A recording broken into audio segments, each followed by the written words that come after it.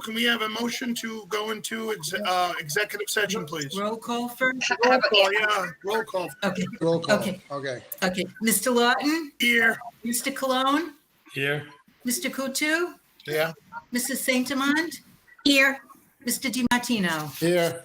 All right, now, can we have a motion to go into executive session according to Rhode Island General Laws 42464 and 42465 subsection A?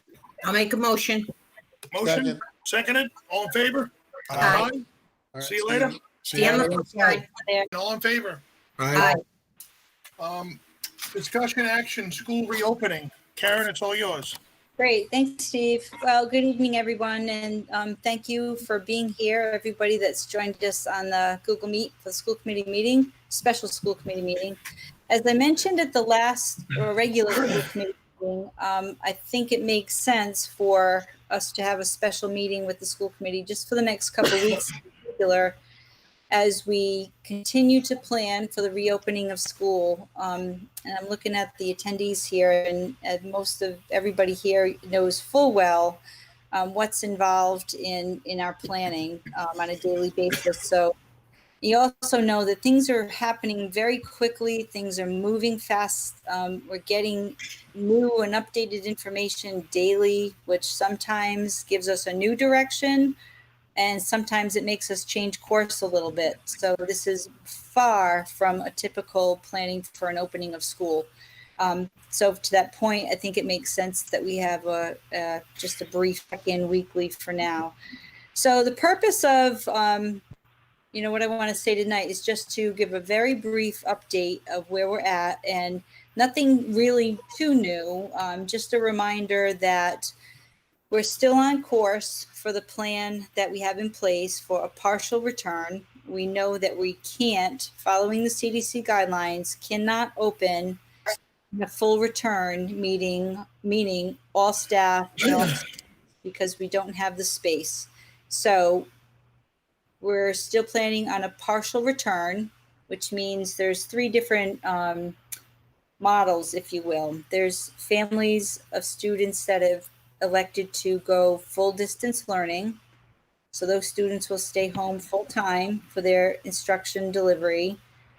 There is the hybrid piece, which is the A-Day, B-Day model, where half of a class roster will come in on A-Day, the other half will come in person on B-Day. And on the opposite day, they will participate in their instruction at home through distance learning. And then there's a population of students who indicated or need to be in school 4 full days a week. So there's three different pieces to our plan.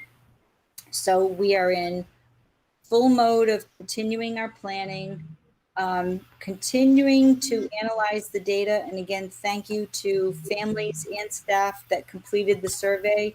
Without that information, without your willingness to participate and fill in the Aspen workflow, we wouldn't be able to be digging as deep as we are into the needs of the community. And that's been our plan and our focus all along, is to return to school and the in-person piece in a healthy and safe way. And we also committed to returning to school in person in a partial return only when we know we can do it in a healthy and safe way. So we continue to focus on that as our priority.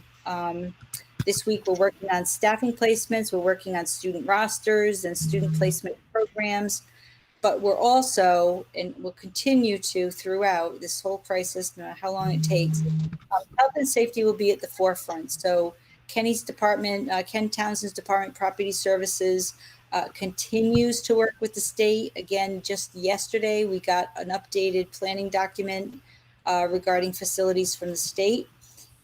The governor mentioned in her press conference yesterday that they have outsourced support to do a walkthrough of every single school building in the state. Over 300 schools in the state will have a walkthrough with members from the Department of Health, the National Guard, folks that they hired, that they outsourced, engineers, architects, HVAC specialists, will be in our buildings to make sure that our buildings in West Warwick already meet code, they already meet standard. In fact, we're always above the required code and above the required standard.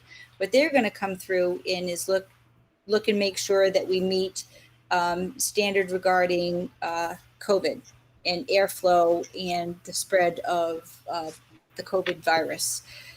Again, I'm confident we're where we need to be in the district because Kenny Townsend's an expert in this area. He's always up to date. He's keeping himself up to date. Him and I will actually be in a Zoom meeting tomorrow morning at 9:00 around this very piece of the puzzle. And again, we'll be on it. We'll make sure our buildings are where they need to be. And again, we're committed to reopening schools when we know we can do it in a healthy and safe way. So in terms of the planning, that's where we're at. We're really, really deep into it. And again, I'm going to give a shout out to everybody who helped complete the survey and to Jim Monty and his department and the admin team for the analysis of the data, because it's been critical in these next steps of our decision making in our planning. In the next by the end of the week and into next week, we'll have many more updates regarding transportation and busing, regarding food service. I am going to put out an update to families early tomorrow. I held off from this weekend because I wanted to have this meeting and I knew there was going to be some updated information early in the week. So the food service, as it's been delivered through the summer, will go through this Friday. It will end on August 31st. That's the last day we have state approval, which means Friday of this week will be the last pickup day, because on Friday we deliver meals for the weekend families. So we'll have updated information about when we go back to school, what food service delivery will look like for the students who are distance learning, just like we did in the spring and just like we did throughout the summer, but we're still planning on that.